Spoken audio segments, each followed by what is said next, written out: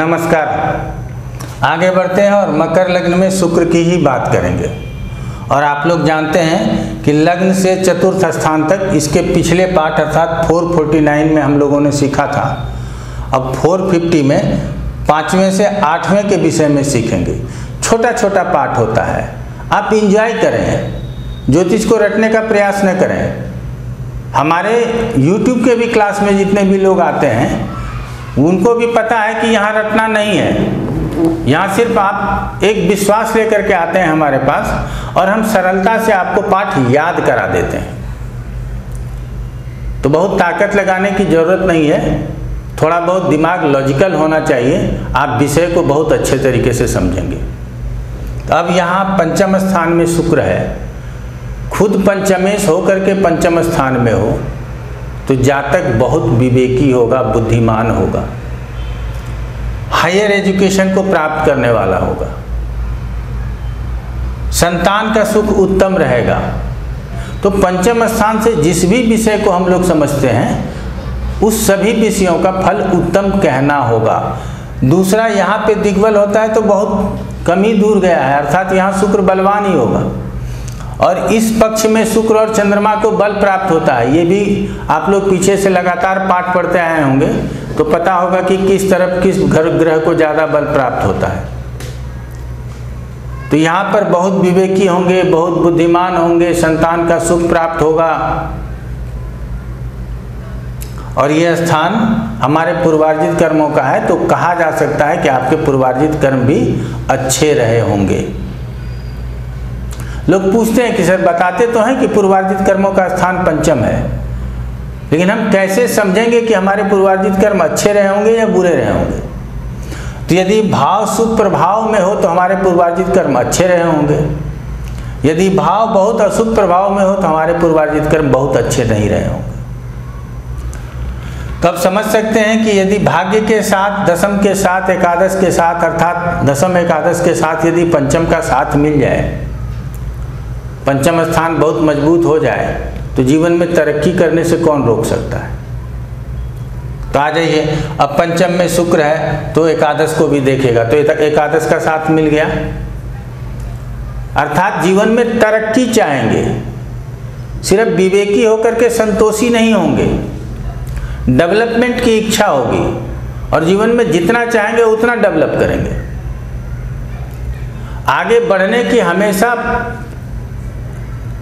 प्रयत्नशील रहेंगे, आगे बढ़ने के लिए रुके नहीं रहेंगे, सतत काम करते, निरंतरता बनी रहेगी।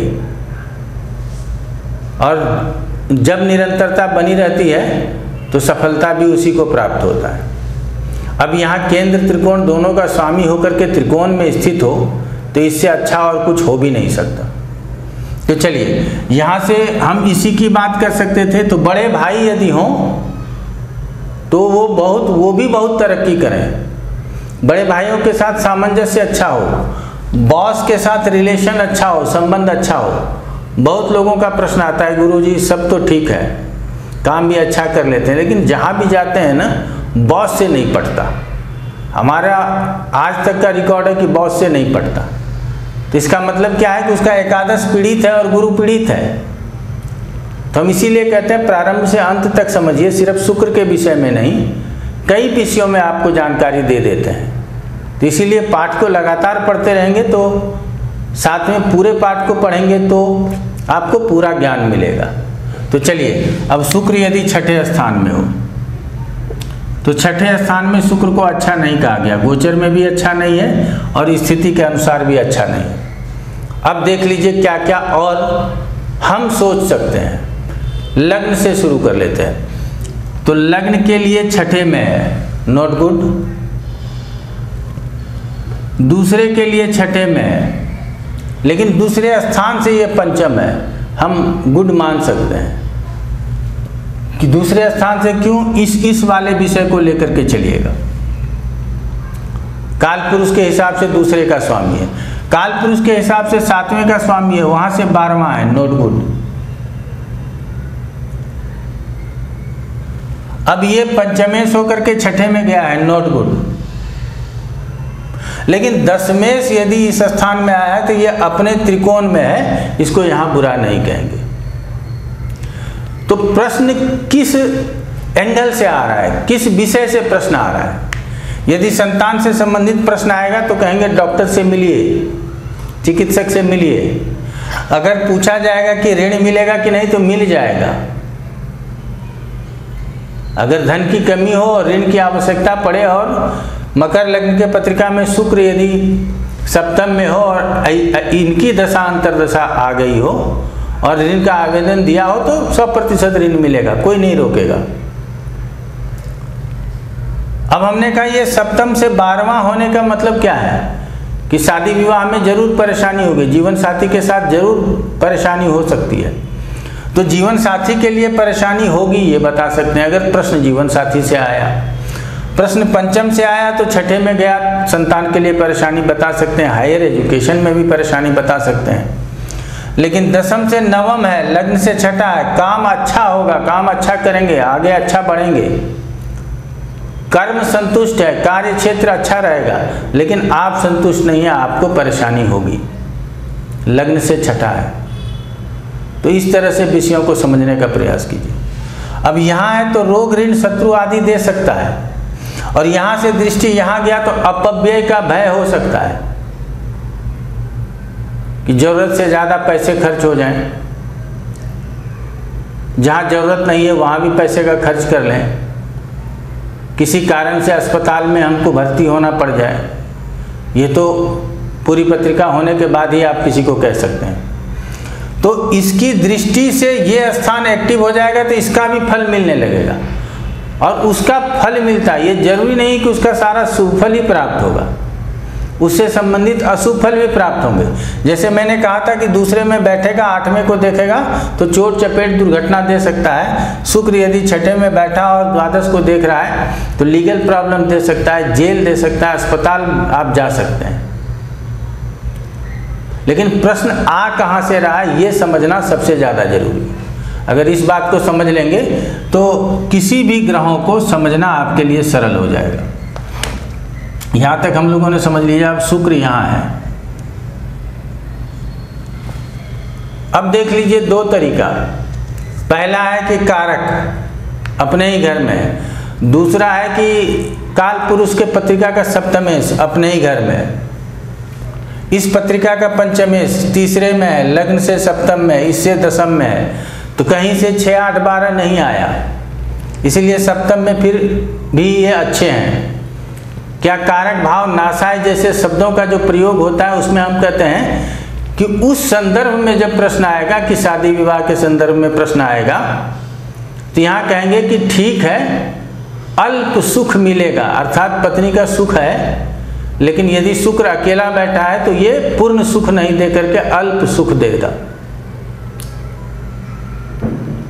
लेकिन इस स्थान के लिए ये छठा है, एक स्थान ऐसा है जिसके लिए छठा है, ये देख लीजिए। दूसरा हो सकता है कि धन का व्यय हो और किस क्षेत्र में ज़्यादा हो जाए, तो इस स्थान से क्या विचार करते हैं? सांसारिक सुख भोगों का विचार करते हैं। सांसारिक सुख भोगों में आपका खर्च ज़्यादा हो। क्यों? क्योंकि आप ये पंचमेश भी है ना, बुद्धि विवेक का भी कारक है, ये भी समझ रहे हैं, का स्वामित्व तो प्राप्त है इस पत्रिका में, कारक नहीं कहेंगे। तो ऐसे स्थिति में क्या होगा कि हो सकता है कि सांसारिक सुख भोगों के प्रति आसक्ति बढ़े और आपका पैसा खर्च हो, धन खर्च हो, क्योंकि ये धन स्थान से छठा है तो धन को ऐसे जगह पे खर्च करा देगा जहाँ से कि धन वापस नहीं आएगा और वो नाहक खर्च हो जाएगा। लेकिन यहाँ बैठ के लग्न को देख रहा है तो लग्न को मजबूत करेगा, लग्न की स्थिति में मजबूती प्रदान करेगा। अब आ जाते हैं कि लग्न की स्थिति में मजबूती प्रदान करने के साथ साथ कामनाएं बढ़ा देगा। तो आप समझ सकते हैं कि जब कामना बढ़ेगी तो हम सांसारिक सुख भोगों के प्रति ज़्यादा आसक्त जरूर हो जाएंगे, क्योंकि ये शुक्र की दृष्टि है और उसको पूरा करने के लिए भरसक प्रयास करेंगे, क्योंकि ये इस पत्रिका में ये पूर्ण योगकारी भी है, तो रिजल्ट देने का भी तो सबसे ज़्यादा अधिकार उसी के पास है। तो इसीलिए कभी कभी सप्तम में शुक्र हो तो हम राह भटक सकते हैं मकर लगन की पत्रिका में, इसीलिए यहाँ सावधानी से इस बात को समझते हुए, ये नहीं कि हम किसी को अच्छा और बुरा कहें, ये नहीं समझना है। ये तो ग्रहों का परिणाम है। हम लोग तो सब आनी जानी है। हम तो ग्रहों से ही प्रभावित होकर के मूढ़तावश किसी भी कार्य को अच्छा और बुरा कर जाते हैं। तो यहाँ शुक्र हो तो जातक यदि समझदार हो तो उसको समझदारी से अपने जीवन को आगे बढ़ाना चाहिए। सांसारिक सुख भोगों के प्रति बहुत आसक्ति हो तो सावधान होकर उससे थोड़ा दूर होने का प्रयास करना चाहिए। चलिए, इसीलिए हम कभी कभी कहते हैं लोगों को कि आप यहाँ तो सब चीज़ सीखेंगे ही, इसमें तो कोई दो राय नहीं है, लेकिन जिनको बहुत जल्दी है कि हमको प्रोफेशनली काम करना है, और यदि आप ईमानदारी से काम करना चाहते हैं, क्योंकि हम अपने क्लास में उपाय नहीं बताते, अर्थात उपाय से रिलेटेड पाठ होता ही नहीं है। उपाय है क्या, उपाय करके हम कितना लाभ प्राप्त कर सकते हैं, ये मन का संतोष है क्या, इसके विषय में आगे पाठ आप लोगों को जरूर देंगे। लेकिन सिर्फ और सिर्फ ज्योतिष पढ़ाते हैं ताकि पहले आप पत्रिकाओं को समझ सकें। तो यदि आप नामांकन लेते हैं तो आप देखेंगे आपको जितना मज़ा यहाँ आता है, जितना आनंद यहाँ आता है, उससे भी ज़्यादा आनंद वहाँ आएगा जब वहाँ विषय वस्तु को फ्रेम करेंगे, चारों तरफ से बांध के आपको बताएंगे। यहाँ तो एक खुला क्षेत्र है, हम आगे बढ़ते जा रहे हैं। चलिए, अब शुक्र यदि अष्टम स्थान में हो तो क्या करें। अष्टम स्थान में किसी भी ग्रह का, शुभ ग्रह का जाना और अशुभ ग्रह का जाना, किसी का जाना ठीक नहीं। लेकिन जगह जगह पे ये कई बार चर्चा में देखा है, कई श्लोकों में चर्चा किया गया है कि यदि ग्रह को जाना ही है तो फिर शुभ ग्रह चला जाए ताकि अधिक अशुभ परिणाम नहीं प्राप्त हो। तो इस स्थान से चतुर्थ में है, इस स्थान से एकादश में है, कोई प्रॉब्लम नहीं है, तात्कालिक रूप से जो प्लेसमेंट है। लेकिन है ये 8वां स्थान और इसको हानि का स्थान के, भाग्य की हानि बताता है। ये 9वें का 12वां स्थान है, लग्न का 8वां, 9वें का 12वां, इसीलिए सबसे ज़्यादा घातक स्थान जो है अष्टम स्थान को बोला गया है। इसीलिए इसको छिद्र, होल, कई तरीके से हम लोग बोलते हैं, रंध्र स्थान। तो यहाँ शुक्र आया तो अष्टम का फल करेगा, तो अर्थात चोट चपेट दुर्घटना आदि से बचने की जरूरत है। कब? जब इसकी अंतर्दशा प्रत्यंतरदशा है, उसमें ज़्यादा सावधानी की जरूरत है। लेकिन पंचमेश यहाँ गया है तो क्या जातक शोध के कार्य में आगे बढ़ेगा, रिसर्च की पढ़ाई लिखाई करेगा, हो सकता है कि धर्मशास्त्र का भी गूढ़ अध्ययन करे, क्योंकि पंचम से धर्मशास्त्र आदि की भी बात होती है, तो उसका गूढ़ अध्ययन करे, अर्थात उसको गहराई से समझने का प्रयास करे। तो ये भी संभव है। दशमेश यहाँ है, तो जब इसकी अंतर्दशा आएगी तो इससे ये एकादश है, नौकरी में तरक्की प्राप्त हो जाए, इसकी संभावना है। और यहाँ से धन स्थान को देख रहा है, तो सामान्य नहीं, संपन्न परिवार में जन्म होना चाहिए, धन की कमी नहीं होना चाहिए, वाणी अच्छी बोलनी चाहिए। तो इस तरह से हम लोग विषयों को पढ़ते हैं। आपके पाठ जब ऊपर चलते हैं तो नीचे नंबर आता है, मेल आईडी आता है, वेबसाइट का एड्रेस आता है आपको। तो जहाँ भी सुविधा हो वहाँ से जाकर के आप हमको ढूंढ सकते हैं। और कोई भी चीज़ हो, या पढ़ना हो या कंसल्टेशन लेना हो, दोनों ही स्थितियों में बेहिचक आप फ़ोन कीजिए। मन में किसी भी प्रकार का झिझक नहीं रखना है। जब इच्छा करे तब फ़ोन उठाइए और कर लीजिए, जवाब आपको ज़रूर मिलेगा। किसी भी तरह का कमेंट करते हैं या हमको आप लोग मेल करते हैं तो उसका जवाब अभी तक हम दे पा रहे हैं। लाइव आकर के कभी कभी उसी चीज़ को कवर अप करते हैं कि जिस चीज़ का जवाब नहीं दिए, बहुत लंबा जवाब है, तो लाइव आकर के उसका जवाब बताते हैं।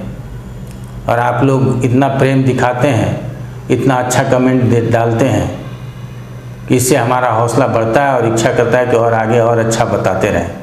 आज इतना ही कहेंगे। आप लोगों का बहुत बहुत धन्यवाद।